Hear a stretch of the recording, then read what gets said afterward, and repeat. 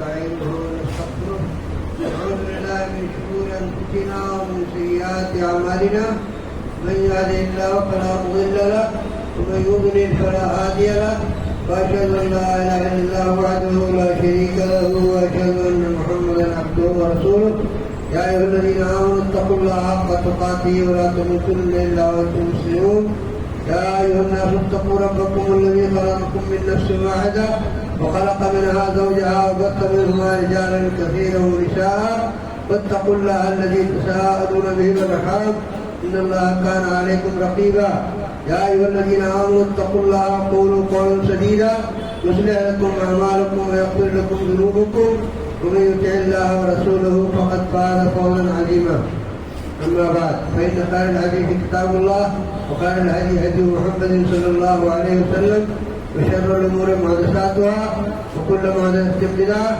وكل بدعة ضلالة وكل ضلالة في النار. أعوذ بالله من الشيطان الرجيم بسم الله الرحمن الرحيم وما آتاكم الرسول فخذوه وما نهاكم عنه فانتهوا.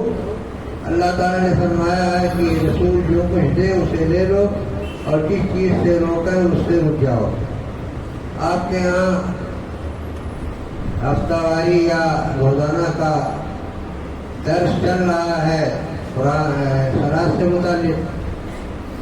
میں نے بھی مناسب سمجھا کہ اس مناسبت سے بعض مصلین کے یہاں جو کوتاہیاں سرزد ہوتی رہتی ہیں صلاۃ اور صلاۃ سے متعلق کچھ اس کی نشاندہی کی جائے. اللہ تعالیٰ نے رسول صلی اللہ علیہ وسلم کو ہمارے لیے ہدایت دینے والا بنا کر کے بھیجا تھا، لہذا آپ نے تمام پہلوؤں سے ہمیں ہماری رہنمائی فرمائی ہے اور جو بھی کمی کی چیز تھی وہ ہمیں بتا دی ہے، جو اچھی چیز تھی اس کی بھی نشاندہی کر دی ہے کہ یہ کرنا چاہیے. صلاۃ کے لیے جب آدمی گھر سے چلتا ہے تو اس وقت کی بھی رہنمائی کی گئی ہے. اذا توضأ احدكم، اللہ کے رسول صلی اللہ علیہ وسلم نے فرمایا ہے اذا توضأ احدكم فأحسن وضوءه ثم خرج عامدا إلى المسجد فلا يشبكن بين أصابعه فإنه في صلاته. جب آدمی گھر سے وضو کر کے مسجد کا رخ کرتا ہے تاکہ آ کر کے یہاں صلاۃ پڑھے تو اللہ کے یہاں صلاۃ میں مانا جا رہا ہے. ایسے میں حکم ہوا ہے کہ انگلیوں میں انگلی نہ ملائے. یہ ہے انگلی میں انگلی نہ ملائے. یہ حکم ہوا ہے کہ راستے میں چلتے ہوئے انگلی میں انگلی نہ ملائے. ابو ثمامہ حنات روایت کرتے ہیں کہ کعب بن عجرہ رضی اللہ تعالیٰ عنہ نے انہیں راستے میں پایا. ایک نے دوسرے کو پا لیا، یہ آگے تھے وہ پیچھے تھے، دونوں میں سے کوئی آگے پیچھے تھا تو دونوں ملے. تو کہتے ہیں کہ میں انگلی میں انگلی ملائے ہوئے تھا تو انہوں نے مجھے روکا اور یہ حدیث جو آپ کو ابھی سنائی گئی یہ حدیث سنائی. کہا کہ اللہ کے رسول صلی اللہ علیہ وسلم نے یہ بنا تھا. تو اس میں دو تین چیزیں معلوم ہوتی ہیں. ایک تو یہ کہ ہم گھر سے وضو کر کے چلیں اور وہیں سے ہمیں صلاۃ میں مانا جا رہا ہے. جب تک مسجد کے اندر رہیں گے تب تک صلاۃ میں رہیں گے، جب تک بیٹھے خطبہ جمعہ سن رہے ہیں تب تک صلاۃ میں ہیں، جب تک دعا تسبیح و تحلیل کر رہے ہیں بیٹھے ہوئے تب تک آپ صلاۃ میں ہیں. یعنی مثال کے طور پر فجر کے بعد جو لوگ اہتمام کرتے ہوں اگر نہیں کرتے ہیں تو کرنا چاہیے. من صلی الفجر فی جماعت ثم جلس یذکر اللہ عز وجل حتی اذا طلعت الشمس صلی رکعتین كانت له كحج وعمرة تامة. جو فجر کی صلاۃ جماعت سے پڑھتا ہے وہ اگر فجر کی صلاۃ جماعت سے پڑھنے کے بعد بیٹھا رہے اپنی جائے صلاۃ پر اور دعا تسبیح و تحلیل کرتا رہے یہاں تک کہ دن نکل جائے. دن نکل جانے کا مطلب ہے کہ 15 منٹ تقریباً گزر جائے، اس کے بعد صلاۃ حلال ہو جاتی ہے تو صلاۃ 2 رکعت پڑھ دے تو اس کے لیے حج عمرہ مکمل حج عمرے کا ثواب ہے. مکمل حج عمرے کا ثواب ہے. مکمل حج عمرے کا 3 مرتبہ آپ نے تاکید فرمائی تاکہ کسی طرح کا کوئی جھول نہ رہے سمجھنے میں کہ کوتاہی کوئی ہے، اس میں کمی ہے. کوئی کمی کچھ نہیں ہے. حج عمرے کا مکمل ثواب روزانہ ملتا ہے اور حج ظاہر سال میں ایک مرتبہ ہوتا ہے. کوئی عمرہ ہر سال جا کر کے آتا ہو لیکن حج تو ہر وقت نہیں کر سکتا ہے. تو تو روزانہ حج عمرے کا ثواب جو لے سکتا ہے وہ گھر سے اگر چلتا ہے تو وضو کر کے آتا ہے، یہاں بیٹھا رہتا ہے 1 گھنٹہ سوا گھنٹہ تک 1.5 گھنٹہ تک یہاں بیٹھا رہتا ہے، مکمل صلاۃ میں مانا جا رہا ہے، اور فرشتے اس کے لیے دعائیں مغفرت کرتے رہتے ہیں، اللہم اغفر لہ اللہم ارحمہ، یہ برابر کہتے رہتے ہیں جب تک وہ اپنی جگہ پر بیٹھا رہتا ہے، یہاں تک کہ وہ یہاں سے نکل جائے یا بے وضو ہو جائے، تب جا کر کے ان کا دعائیں رحمت اس کی بند ہوتی ہے۔ لہذا اہتمام کرنے والے کو چاہیے کہ گھر سے وضو کر کے چلے، اور انگلی میں انگلی ملا کر کے یہاں نہ صلاۃ کے درمیان بیٹھے، نہ خطبے کے درمیان بیٹھے، نہ دعا اس میں تعلیم کرتے ہوئے بیٹھے۔ ایک اور خامی جو پائی جاتی ہے، جو اچھے تقویٰ پرہیزگاری والے لوگ ہیں، وہ جو اگر کچھ دیر ہو جاتی ہے گھر سے چلنے میں تو دیر قدم چلتے ہیں۔ صحیح بخاری وغیرہ کی روایت میں ہے کہ فلا تاتو تسعوا، تیزی سے چل کر کے نہ آؤ، واتوہا تمشون، تم چل کر کے آؤ، جیسے عام طور پر چلا جاتا ہے۔ علیکم السکینہ، تم پر سکینہ ہو، یعنی سکون کے ساتھ آؤ، یہاں تک کہ آؤ کہ ایسے محسوس نہ ہونے پائے کہ کہیں سانس پھول گئی، بلکہ سکون کے ساتھ آؤ، اور جو پاؤ اسے پڑھ لو، جو نہیں پاؤ وہ مکمل کر لو۔ تو یہ ہے اللہ کے رسول صلی اللہ علیہ وسلم کا طریقہ۔ آپ نے بتایا کہ 13 قدم میں جا، اسی حدیث کے اندر ہے فل جو قرب اور لیبعد، اگر چاہے آدمی تو تیز چل کر کے قدم لمبا لمبا کر کے اسے کم سے کم قدم کر لے، اور چاہے تو لمبا آہستہ آہستہ چلے، دھیرے دھیرے قدم اٹھائے اور تھوڑا فاصلہ کم دے، تو مثلاً 100 قدم اٹھانے کے بجائے وہ 200 قدم اٹھائے۔ ہر قدم اٹھانے پر حسنہ لکھا جاتا ہے، اور ہر قدم گرانے پر بایاں قدم، جیسے دایاں قدم اٹھاتا ہے بایاں قدم گراتا ہے تو ایک حسنہ لکھا گیا، ایک سیاح، ایک برائی ختم کی گئی۔ یہ ہے اس کا طریقہ کہ ہم کیسے چلیں گے اور کتنا فاصلہ ہم کر سکتے ہیں، کتنی مقدار میں ہمارا قدم گرے اور اٹھے، یا ہم چاہیں تو کم کر لیں، چاہیں تو زیادہ کر لیں، زیادہ کمانا چاہتے ہیں تو ہم زیادہ قدم کر لیں، اور کم کمانا چاہتے ہیں تو کم کریں۔ ہر شخص چاہے گا کہ زیادہ سے زیادہ قدم ہو تو چھوٹا چھوٹا قدم رکھ کر کے یہاں آئے۔ یہ غلطی بہت سارے لوگ کرتے ہیں، 13 قدم کرتے ہیں جلدی سے پارے، یہ جلدی سے پارے والی چیز نہیں، بلکہ وقار انداز میں آئے اور وقت نکال کر کے آئے، تاکہ دھیرے دھیرے اور مسافت اتنی ہو جائے کہ آپ زیادہ زیادہ سبب پا سکیں، زیادہ زیادہ آپ کا گناہ جھڑ سکے۔ یہاں آتے ہیں بعض لوگ جو وضو نہیں کیے رہتے ہیں، تو مسجد میں پہنچ کر کے فل ٹوٹی کرتے ہیں، اور اللہ تعالیٰ نے فرمایا ہے کہ کلو وشربو ولا تسرفو، کھاؤ پیو مگر اسراف نہیں کرو، فضول خرچی نہیں کرو۔ اچھی خاصی فضول خرچی کی جاتی ہے وضو کرنے میں، کافی پانی گرتے ہیں، ایک لوٹے میں اگر وضو ہو سکتا ہے تو 10 لوٹا سے کم پانی ایک آدمی وضو کرنے میں نہیں جاتا، تو یہ اسراف ہے۔ یہ مسلمین کو بچنا چاہیے، اس لیے کہ انتظامیہ بھی پیسہ اس پہ خرچ کرتی ہے، قیمتی پیسہ ہوتا ہے، آپ ہی کا پیسہ ہوتا ہے، آپ کیوں فالتو کے آتے ہیں؟ اللہ تعالیٰ کے یہاں حساب سے کرنا چاہیے اس میں بھی کہ ہم فضول خرچ کریں گے تو ہمیں اس کا محاسبہ ہوگا، لہٰذا اس میں بھی ہمیں بچ کر کے تھوڑا تھوڑا پانی استعمال کرنا چاہیے، کم سے کم گرائے، کم سے کم میں وضو کر لوں۔ اسی طرح سے ہم نے کچھ لکھ رکھا ہے کہ کیا کیا چیزیں ہو سکتی ہیں۔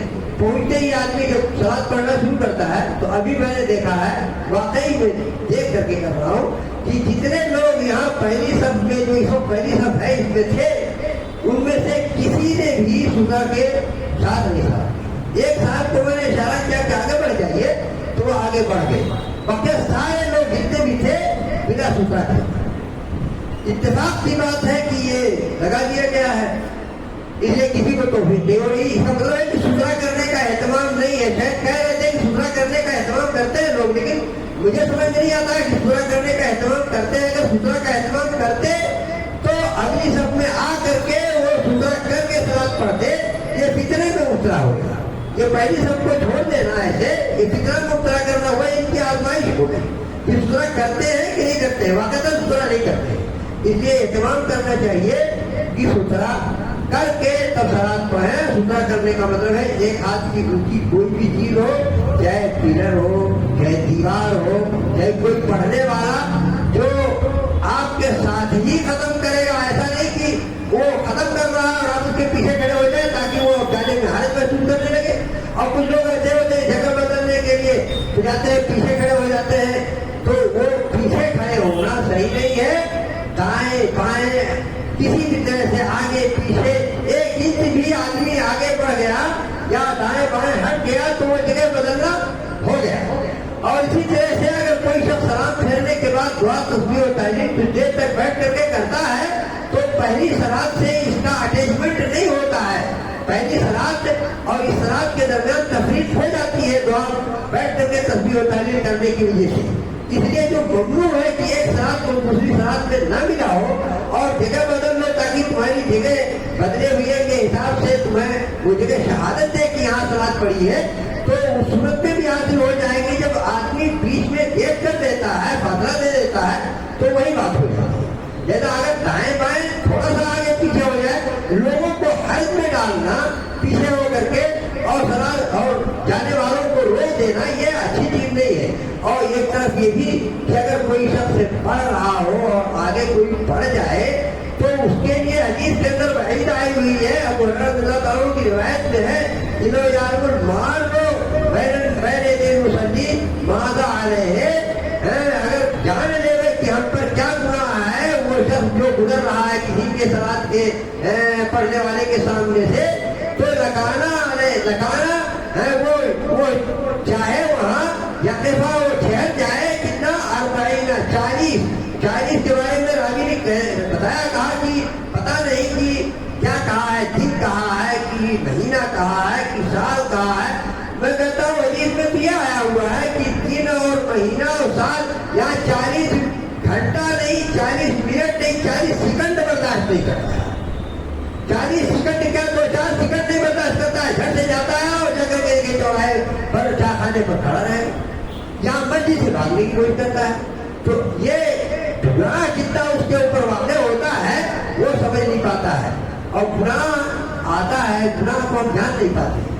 एक नेकी यहाँ जमा की जाती है ताकि अल्लाह ताला का काम दे। एक बुराई को हम दूर करने की कोशिश करें कि कोई ऐसा काम करे जिसके वजह से बुराई दूर हो जाए। ये हमारे आमाल का मसला है, यहाँ नहीं समझ में आता है। आइंदा ये चीज समझ में आएगी कि आखिरत के अंदर नेकियां और बदियां जब तोड़ी जाएंगी तब समझ में आएगा कि नेकी कमाई थी और बुराई को दूर करने की कोशिश की थी, वहाँ ये सब समझ में आएगा। तो ईमान जितना पुख्ता होगा उसी हिसाब से ये चीजें सही अंदाज की पेश आएंगी। वक्त थोड़ा ही है और बातें कई एक आ गई है। कुछ लोग रुकू के बाद जब रुकू करते हैं तो अपने जिस्म को, अपने पीठ को फैलाते नहीं है बल्कि कुब्बा की शक्ल दे देते हैं। ये सही नहीं है। हसरा हसन आता है जिसके अंदर कि पीठ को फैलाया जाए, तो पीठ के फैलाने पर क्या होगा कि हाथ पर पूरे जिस्म का बोझ जाएगा और घुटने के ऊपर बोझ जाएगा। इस तरह से पूरे जिस्म को फैलाना होता है और कुब्बा की शक्ल दे करके नहीं किया जाता है। इसी तरह से जब सलात में बैठता है आदमी, तो मैंने बहुत सारे लोगों को देखा है 2 रकात पढ़ते हैं तो वो तवारुक करते हैं, यानी चट्टे को जमीन पे रख लेते हैं और बाएं पैर को आगे बढ़ा देते हैं। ये सही नहीं है, बल्कि 2 रकात पर इफ्तिराश है। पहले तशहुद पर इफ्तिराश है, 2 रकात न कहिए, पहले तशहुद पर इफ्तिराश है, यानी बिछा करके पैर को, बाएं पैर को बिछा करके उसके ऊपर बैठना। और दूसरा तशहुद चाहे जहाँ हो, चाहे वो तीसरी रकात के अंदर हो जैसे मगरिब में है, या चौथी रकात में हो जैसे इशा और दुहर और असर वगैरह में है, या पहली रकात के अंदर पहला तशहुद हो जैसे वितर के अंदर कोई वितर पढ़ता है, एक ही रकात पढ़ता है, या 3 रकात मुसलसल पढ़ता है तो वो वहाँ जाकर के पहला होता है। पहला तशहुद जहाँ होगा वहाँ इफ्तिराश होगा, यानी पैर को बिछा करके, बायां पैर बिछा करके उस पर बैठा जाएगा। और दूसरा तशहुद जहाँ होगा वहाँ तवरुक होगा, यानी चट्टे को जमीन पर रखा जाएगा, बाएं पैर को आगे बढ़ाया जाएगा। مجبوری کی بات الگ ہوتی ہے، کسی کو کوئی عذر ہے اس کا مسئلہ ہے۔ یہ مسئلہ صلاۃ کرسیوں پر پڑھنے کا آتا ہے کہ کرسی پر صلاۃ کچھ لوگ ہوتے ہیں جو ایسے معذور ہیں کہ وہ گھر سے چل کے آتے ہیں اپنے پیر پر اور آ کر کے کرسی پہ بیٹھ جاتے ہیں اور بیٹھے بیٹھے صلاۃ پڑھتے ہیں۔ یہ گزریہ ہے، اور یہ گزریہ ہے کہ آدمی کو گٹھیا کی شکایت ہے، وہ موڑ نہیں پاتا ہے۔ دونوں ان کے سلسلے میں آدمی کتنا معذور ہے اللہ تعالیٰ کے یہاں، یہ اللہ کو اس بندے کو معلوم ہے۔ ہم لوگوں میں سے کسی کو یہ پتا نہیں ہو سکتا ہے کہ کتنا معذور ہے۔ بھلے انسان والا نفسی بصیرہ بڑا کا معاذیرہ ہمارے سامنے معذرت پیش کر سکتا ہے، لیکن اللہ کے سامنے اس کی کیا صلاحیت تھی، کیا وقات تھی، کیا استطاعت تھی، وہ اللہ کو خوب معلوم ہے۔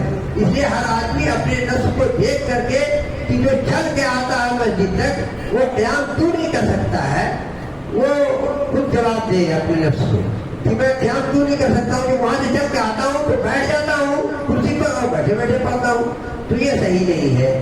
بلکہ ظاہر یہ ہے کہ وہ قیام کر سکتا ہے، لہٰذا اس کو قیام کرنا چاہیے۔ اور میں نے بعض جگہوں پر دیکھا ہے کہ جو لوگ اہتمام کرنے والے ہیں، گٹھیا کی شکایت ہے، ان لوگوں کو میں نے دیکھا ہے کہ وہ جاتے ہیں سجدے کے اندر، رکوع کر لیتے ہیں، رکوع کے بعد سجدے میں جاتے ہیں، سجدے کے بعد وہ اٹھ کے بیٹھتے نہیں ہیں، بلکہ جیسے بچہ گھٹنے اور ہاتھ کے بل چلتا ہے ایسے وہ ایسے رہ جاتے ہیں بچے کی طرح، یعنی ہاتھ اور پیر جانور کی طرح سے، جانور چار پیر پہ چلتا ہے ایسے وہ چار پیر پر وہی رکے رہتے ہیں، اور اس کے بعد پھر سجدہ کر لیتے ہیں۔ سجدہ کر لینے کے بعد پیر پھیلا کر کے یا پالکی مار کر کے وہ بیٹھے، اور پالکی مار کر کے بیٹھنا میں نے خود دیکھا اپنی آنکھوں سے۔ جو معذور اپنے آپ کو کہتا ہے اس کو دیکھا ہے کہ پالکی مار کے بیٹھ جاتا ہے، یعنی اس کو بوجھ نہیں پڑنا چاہیے، یہ پریشانی کوئی بوجھ پڑتا ہے تو اس کو پریشانی ہوتی ہے، بوجھ نہیں پڑے تو بول لیتا ہے۔ تو آدمی خود اپنے بارے میں زیادہ جانتا ہے کہ کرسی پر صلاۃ پڑھنا کس حد تک اس کے لیے مفید ہے۔ الگ الگ ارکان ہیں، لہذا اہتمام کرنا چاہیے کہ تمام ارکان کو صحیح طور پر ادا کر سکے۔ جتنا حد تک نہیں ادا کر سکتا ہوگا اللہ اس میں معذور مانے گا، اور بقیہ میں معذور نہیں مانے گا۔ تو اسی طرح ایک چھوٹا سا قصہ مجھے یاد آتا ہے، میں اسے بھی بتا دوں، 15 منٹ تقریباً ہو ہی گیا۔ تو قصہ یہ ہے کہ ایک صاحب بزرگ تھے، وہ ایک جگہ ڈلیا ڈھونڈ کر کے لے گئے بیچنے کے لیے، پرانے زمانے کی بات ہے، 3 صدی کی بات ہے۔ تو وہ دیکھا خریدنے والے نے کہ اس میں کچھ کمی ہے، تو اس نے واپس کر دیا، کہا کہ اس میں کچھ کمی ہے، نہیں لوں گا اسے، نہیں خریدوں گا۔ تو بیٹھ کر کے رونا شروع کر دیے۔ ایک اور صاحب اسی طرح سے بزرگ آئے وہاں، تو کہا بیٹھے کیوں رو رہے ہیں؟ کہا رو رہا ہوں اس لیے کہ اس آدمی نے میرے ڈلیا کے اندر عیب نکال کر کے اسے مجھے واپس کر دیا۔ اللہ کے بعد جب جاؤں گا تو صلاۃ، صوم، حج، زکات، اس طرح کی جو چیزیں یہ فرائض ہیں، اگر اس میں سے کوئی چیز ایسی رہی جس میں کمی ہوئی اور اللہ نے میرے منہ پر مار دیا تو وہاں کیا کروں گا؟ جیسے دوبارہ یہاں تو ڈلیا ٹوٹ کر کے پھر سے اچھا سا لے آؤں اور بیچ لوں، لیکن وہاں کیا کروں گا اگر یہ صلاۃ ہماری برباد ہو گئی اور مان لے گا میرے اوپر کہ میری صلاۃ کی قابل قبول نہیں۔ تو ایسے لوگوں کو چاہیے جو صلاۃ کے اندر یہ کوتاہی کرتے ہیں کہ آ کر کے بیٹھ کر کے پڑھتے ہیں، وہ غور کریں کہ اگر ہماری صلاۃ کے اندر یہ کمی ہوئی کہ ہم قیام کے لائق تھے اور قیام نہیں کر رہے ہیں، پھر کیسے وہ صلاۃ قبول اللہ تعالیٰ کرے گا؟ اگر قبول نہ کیا تو ہماری کیا صورت کرے گی؟ اسی طرح کا ایک مسئلہ ہے جو بہت پیچیدہ ہے اور بہت زیادہ سیریس بھی ہے۔ ہمارے بغل میں ساتھ تھے، انہوں نے رفع الیدین چاہے رکوع کے بعد ہاتھ سینے پر باندھا۔ یہ سینے پر باندھنے والی بیماری بعض لوگ یہ سمجھتے ہیں یہ بیماری ہے وقوبہ۔ اس کو ہمارے ایک استاد تھے مولانا صفی الرحمان صاحب، ایک شخص کو دیکھا انہوں نے تو کہا یہ وبا کہاں سے آ گئی؟ سعودیہ سے آ گئی۔ صحیح ہے کہ وہ سعودیہ کی وبا نہیں، آپ میں سے بہت سارے لوگ نہیں جانتے ہوں گے، یہ وبا دراصل ہندوستان کی ہے، متحدہ ہندوستان کی، پاکستان کی۔ پاکستان میں سندھ ایک علاقہ ہے، اس میں حیدرآباد کے پاس 2 بھائی تھے، پیر پگاڑا پرانے زمانے کے تھے، ایلڈس ہو گئے تھے۔ ایک تھے بڑے بھائی محب اللہ شاہ، اور دوسرے بدی الدین شاہ راشدی. تو بدی الدین شاہ راشدی جامعہ اسلامیہ مدینہ کے اندر مدرس ہو کر کے گئے تھے اور یہ ہاتھ کو بعد میں رکوع کے بعد سینے پر ہاتھ رکھنے کو جائز قرار دیتے تھے اور محب اللہ شاہ جو بڑے بھائی تھے وہ اس کی رد کرتے تھے. دونوں کے درمیان میں تقریباً 11-12 کتابوں کا تبادلہ ہوا تھا. 11-12 کتابوں کا تبادلہ دونوں بھائیوں کے درمیان میں. یہ لکھے پھر انہوں نے تردید کیا, پھر انہوں نے لکھا پھر انہوں نے تردید کیا. 11-12 کتابیں ان کی موجود ہیں. اور سعودیہ میں جب پہنچا تو شیخ ابن باز کے ذریعے سے, شیخ ابن عثیمین رحمہ اللہ کے ذریعے سے یہ پوری دنیا کا مسئلہ بن گیا. اور ایسا محسوس ہو رہا ہے کہ سعودیہ کا مسئلہ ہے, حقیقت میں یہ سعودیہ کا نہیں ہے, یہ سندھ کا مسئلہ ہے, ہندوستان سے لڑ گیا ہے اور ادھر سے یہ اس زمانے کا مسئلہ ہے. پرانے زمانے میں کبھی کسی کے یہاں یہ مسئلہ ملتا ہی نہیں ہے. کہ اردو کے بعد اس میں ایک دلچسپ قصہ بھی ہے, اگر آپ سننا چاہیں تو کہوں.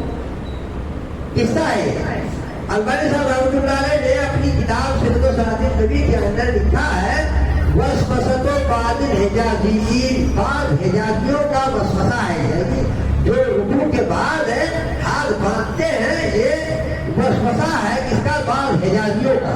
انہوں نے بعض حجازیوں کا وسوسہ کہا, حقیقت یہ ہے بعض یہ سندھیوں کا وسوسہ ہے, بعض سندھیوں کا وسوسہ ہے. انہوں نے بھی نہیں سمجھا کہ یہ سندھ کا مسئلہ ہے, ہندوستان سے سعودیہ میں گیا ہے. سعودیہ حقیقت میں پہنچا ہی ہے یہاں سے, تو اس کو وسوسہ انہوں نے قرار دیا ہے. اور انہیں کے سامنے ایک بات آئی اس کی رکوع کے بعد ہاتھ باندھنے کی, تو انہوں نے کہا کہ یہ ایسے ہی ہے جیسے کوئی شخص کلما جلسہ اشارہ کہے. کلما جلسہ اشارہ آتا ہے جب جب بیٹھتے تو اشارہ کرتا ہے. اور دوسری روایتوں میں یہ جلوس سے مراد تشہد ہے, یہ صراحت آئی ہوئی ہے. تو کلما قامہ وضائے ہے صدری, یہ کلما قامہ کا مطلب یہ ہوا کہ جب جب کھڑے ہوتے جب ترجمہ کریں گے تو جتنا قیام ہے, دو طرح کا قیام ہے. ایک قرت ہوتی ہے, ایک جو ٹرانسفر والا قیام ہوتا ہے, رکوع سے اٹھ کر کے کھڑے ہوتے ہیں پھر سجدے میں جانے کے لیے قیام کرتے ہیں, تو اس کو قیام استراحت نہیں کہتے ہیں. ایسے ہی جب کلما جلسہ اشارہ کا مطلب جب جب بیٹھتے کا مطلب یہ ہوا جب جب تشہد میں بیٹھتے. ورنہ انہوں نے کتاب کسی کتاب کے اندر اپنے مقدمے میں لکھا ہے, البانی صاحب رحمۃ اللہ علیہ نے اپنے کسی کتاب کے مقدمے میں لکھا ہے کہ ایک شاگرد آیا میرے پاس, اس نے کہا کہ جامعہ اسلامیہ کے ایک طالب علم کو میں نے دیکھا ہے کہ جب بین سجدتین بیٹھتا ہے تو وہ انہیں کا اشارہ کرتا ہے. تو البانی صاحب رحمۃ اللہ علیہ نے کہا دیکھو یہی مجمل کو مقید پر معمول نہ کرنے کا یا مبہم کو مفصل پر معمول نہ کرنے کا نتیجہ ہے. وہاں مبہم آیا ہوا ہے, جو تفصیل آئی ہوئی ہے اس پر نہیں معمول کرتے ہیں تو نتیجہ یہی نکلے گا. تو کہا بس ایک باقی رہ گیا, مسکرائے, کہا کہ ایک ہی باقی, ایک جگہ باقی رہ گئی ہے, وہ کیا جلسہ استراحت. تو وہی لڑکا یا کوئی دوسرا لڑکا آیا ان کے پاس, کہا میں نے ایک طالب کو دیکھا ہے کلما جلسہ اشارہ کہ کو لے کر کے دلیل لیتا تھا.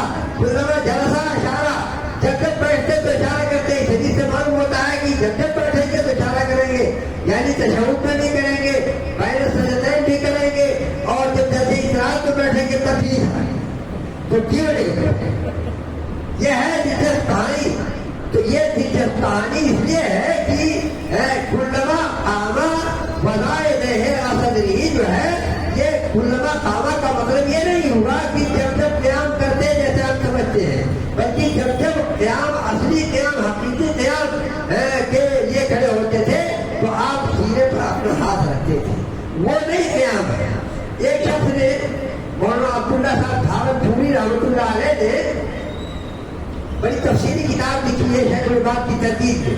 شیخ ابن باز کو مخاطب کر کے اس زمانے میں زندہ تھے اور وہ بھی زندہ تھے, دونوں آدمی زندہ تھے, تو انہوں نے مخاطب میں کتاب لکھی ہے, پوری کتاب میں نے پڑھی. تو میں نے پڑھا, اس میں کہا کہ شیخ ابن باز کو مخاطب کر کے کہ کوئی مجلس لگی ہوئی ہو اور اس مجلس کے اندر کوئی کہے کہ شیخ آ گئے تو کون بلند دیا جائے گا؟ شیخ ابن باز بلند دیں گے. سارے مشائخ میں سب سے بزرگ شیخ ابن باز ہے. اس لیے بخاری شیخ ہی کہا جاتا ہے. نہیں کہا جاتا اتنے پاس آ گئے اتنے پاس آ گئے, نہیں کہا جاتا شیخ آ گئے شیخ آ گئے. ایسے ہی یہاں کہا گیا ہے کہ کلما قامہ یہ وضاحت ہے. یہ قیام سے اصلی قیام وہ مراد ہے جس کے اندر غیرت ہوا کرتی ہے, وہ قیام ہوتا ہے, اور مقصد دوسرا قیام نہیں کہلاتا ہے. تو یہ مقصد یہ ہے کہنے کا. اس لیے ایسی یہ وبا یہاں نہیں ہونی چاہیے. اتنی بڑی پبلک ہے, اور مسجدوں میں جائیے الحمدللہ کسی بھی مسجد کے اندر ایک آدھ آدمی, ایک شخص سے میں نے پوچھا کرتا کہ کہیں بھول نہ جاؤ, ایک اور بات کہنی ہے کہ اسی سلسلے کو لے کر کے میرے ایک ساتھی نے رفیع احمد عاقل نے ایک پوری کتاب موٹی سی 500-600 صفحے کی پورا بیورا لکھا ہے, پوری تاریخ لکھی ہے, تمام دلائل کا تجزیہ کیا ہے. 10 کتاب 12 کتاب ادھر کی, 10 کتاب 12 کتاب ادھر کی, ان سب کا مطالعہ کر کے سب کا خلاصہ, سب کی ترتیب اور نتیجہ نکال کر کے شائع کیا ہے, جن کے اندر کتاب شائع میں موجود ہے. میرا وہ ساتھی سڈنی کے اندر آسٹریلیا کے اندر اس وقت رہ رہا ہے, تو وہ کتاب چھپی ہوئی ہے دلی کے اندر کی کسی کو تسلی کرنی ہے تو وہ اس کو لے. ایک صاحب کو میں نے دیکھا کہ وہ یہ کام کر رہے تھے, تو میں نے ان سے کہا کہ یہ کیوں کرتے ہیں. کہا مجھے اچھا لگتا ہے.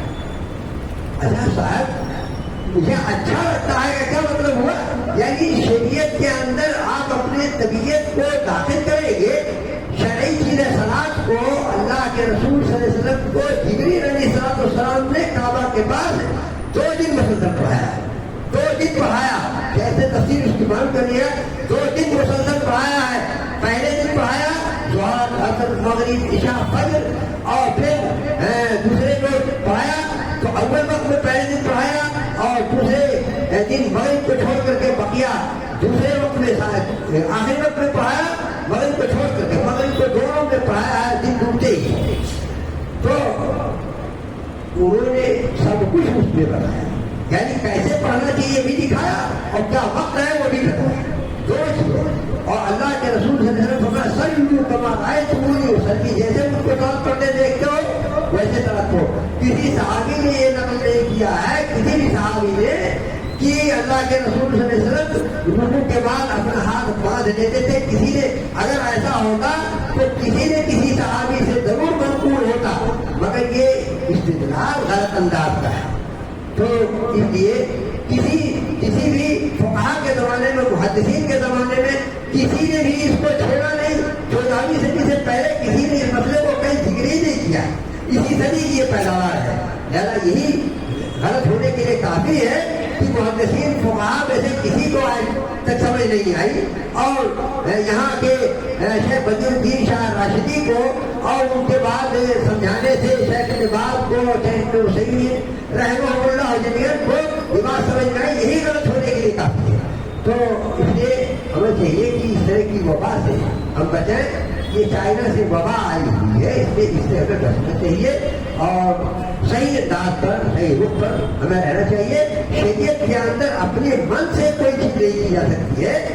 اقبال کے یہاں شریعت کے اندر اپنے من میں ڈوب کر پایا سراغ زندگی وہ من میں ڈوب کر کے پاتے ہیں. من میں ڈوبنے سے, اپنے دل میں ڈوبنے سے شہوت ملتی ہے, شہوت ملتی ہے, شہوت, اور اس سے کچھ نہیں. ان نفس الامارۃ بالسوء ہے, نفس سے زیادہ تر کیا حکم دیتا ہے, برائیوں کا حکم دیتا ہے. اس لیے ہمیں نفس کی شہوتوں سے بچنا چاہیے. اچھا لگتا ہے مجھے, اچھا لگتا ہے کہ مطلب کیا ہوا کہ میرا نفس کہتا ہے اس کو. ہمیں چاہیے کہ نفس کو تابع کرنا, اللہ کے رسول صلی اللہ علیہ وسلم کی لائی ہوئی چیز کو لائی ہوئی حکمت کیا ہے, حتی یکون ہوا و تبانی واجی تو نہیں, جو میں لے کر کہہ رہا ہوں اس کے تابع اس کی شہوت, تب جا کر کے ہمارے اوپر ایمان لانا.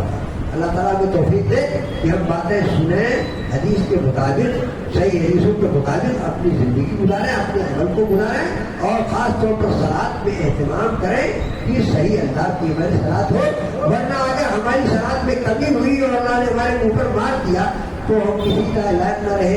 اللہ تعالیٰ ہمیں توفیق دے کہ ہماری صلاۃ اچھے انداز کی ہو, صحیح انداز کی ہو, ایسے ہو جیسے اللہ کے رسول صلی اللہ علیہ وسلم نے پڑھ کر کے سکھایا اور بتایا ہے. اللہ تعالیٰ ہمیں توفیق سے